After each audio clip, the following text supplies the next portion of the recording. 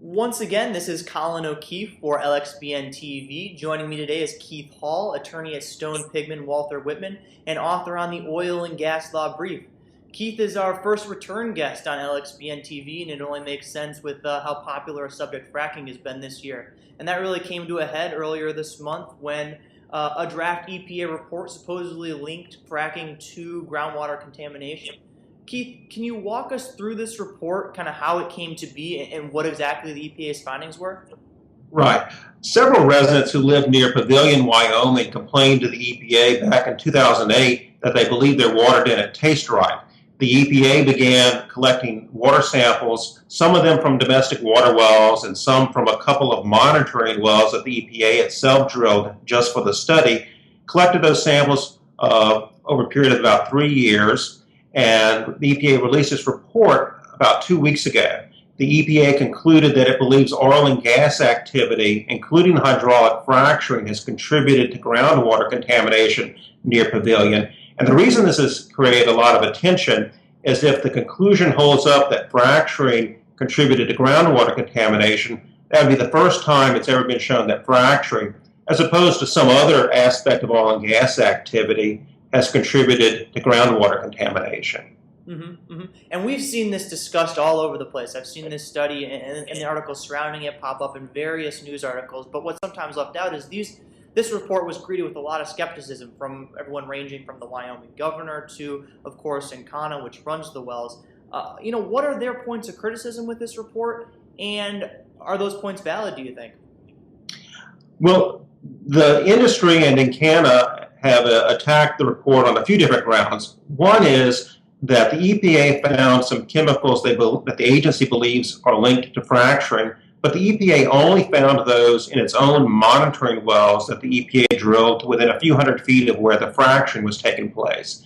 The EPA collected water samples from a few dozen domestic water wells that the residents of the area actually used and did not find the chemicals in any of those wells. I think EPA would say that it's a potential problem for future migration if some of the chemicals are found in the monitoring wells, but industry does have a point. The chemicals were not found in any of the water wells actually used by residents. Industry points out that the area has had some water issues even before oil and gas activity began in the area, and then industry points to some methodology issues. Some of the samples the EPA did not analyze as quickly as you're supposed to. They let the samples sit around for a while. And also, there are what are called blank samples that are supposed to be pure water that are commonly used in this type of study. And you expect to find no contamination in those. And you do that as a test to make sure you're finding zero contamination, to make sure your analysis itself is not off.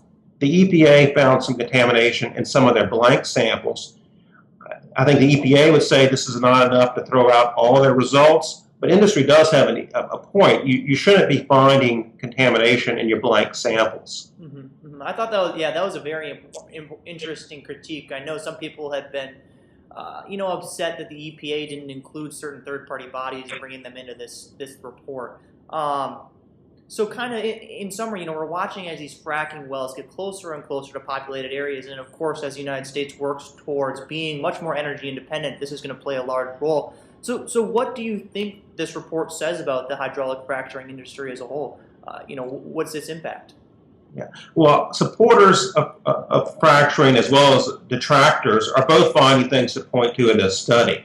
I don't think many minds are being changed. I think where this study may have the most to tell us is about coal bed methane and the use of fracturing there than shale gas operations. Typically in shale gas operations, the fracturing is taking place more than a mile beneath where the groundwater is. In coal bed methane, the fracturing usually is much closer to the groundwater level. And although Pavilion is not a place where it's a coal bed methane, it was an unusually shallow area where the fracturing was taking place. And the EPA itself has kind of hinted at this in their own press release. They said, well, we're not sure how much this tells us about other shale gas operations, but in the conclusion of the report, they take care to point out that in coal bed methane operations, often, like in Pavilion, the fracturing is taking place not that far from where groundwater is located. It's very, very interesting. I think the headline itself has caught a lot of people's attentions, and I think this is a deeper story than many people understand. They need to. There's a lot of background facts that go into this. Once again, that's Keith Hall of Stone Pigment Walther Whitman. He's blogging on the Oil and Gas Law Brief. Be sure to check it out. It's at oilgaslawbrief.com, probably the best fracking resource on the Lex Blog network. And of course, be sure to check out lxbn.lexblog.com for more insight as well. Thanks, Keith, for your time on this. Thank you. Appreciate it. You're welcome.